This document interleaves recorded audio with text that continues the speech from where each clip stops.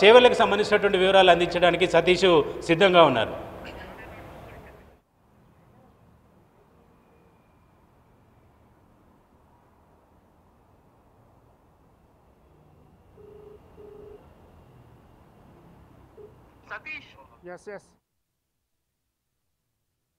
ఇప్పటివరకు చారి వివరాలు అందించారు. నాతో పాటు వరంగల్ సంబంధించి అరుణ్ కూడా సిద్ధంగా ఉన్నారు. ముందుగా చేవెళ్లకు సంబంధించి పార్లమెంటు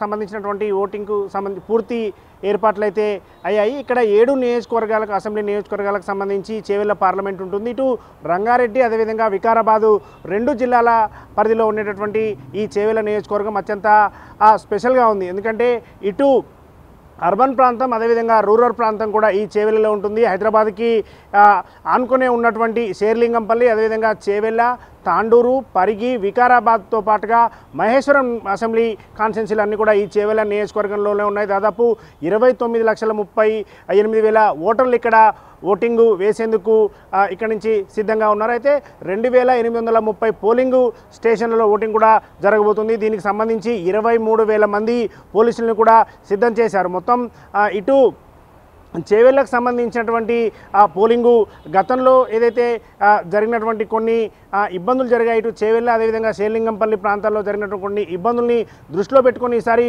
పెద్ద ఎత్తున పోలీసు బందోబస్తును కూడా పెట్టడం జరిగింది. ఎలాంటి అవాంఛనీయ సంఘటనలు జరగకుండా చేవెళ్ల పరిధిలో పోలింగ్ జరిగే విధంగా ఈ లోక్సభకు సంబంధించి చేవెళ్ల లోక్సభకు సంబంధించి పోలింగ్ జరిగే విధంగా కూడా ఏర్పాట్లు చేస్తున్నారు. ఇటు హైదరాబాద్ నుంచి శివారు ప్రాంతంగా ఉంది కాబట్టి శేర్లింగంపల్లి అదేవిధంగా చేవెళ్ల, మహేశ్వరం ఆనుకుని ఉన్నటువంటి ప్రాంతాల్లో కొంత ఓటింగ్ తక్కువగా జరుగుతుందని చెప్పి కూడా అంచనా వేస్తూ ఉన్నారు. అయితే ఈ పరిధిలో ఓటింగ్ శాతాన్ని పెంచేందుకు ఇప్పటికే ఎన్నికల అధికారులు కూడా చాలా చర్యలు చేపట్టారు. ఈ పోలింగ్ స్లిప్లు ప్రతి ఇంటికి చేరే విధంగా అంటే ప్రతి ఒక్కరికి ఓటర్కి పోలింగ్ స్లిప్లు చేరే విధంగా కూడా ఏర్పాట్లు చేశారు. ఇక్కడ ఎఫెక్టు మొత్తం కాన్స్టిట్యున్సీ మీద పార్లమెంటు మీద అంటే వికారాబాద్, తాండూరు, పరిగి ప్రాంతాల్లో ఎక్కువగా ఓటింగు నమోదైనప్పటికీ కూడా శేర్లింగంపల్లి, చేవెళ్లతో పాటు మహేశ్వరంలో కొంత ఓటింగు తగ్గితే పూర్తిగా ఈ చేవెళ్ల మీద ఎఫెక్ట్ పడే అవకాశం ఉంటుంది. కాబట్టి మొత్తం ఓవరాల్గా ఇటు ఈ 3 నియోజకవర్గాలతో పాటుగా అక్కడిగా రూరల్ ఉన్నటువంటి నియోజకవర్గాల్లో కూడా పోలింగ్ ఎక్కువ జరిగే విధంగా కూడా ఏర్పాట్లు చేస్తున్నారు. ఇప్పటికే దాదాపు 2,830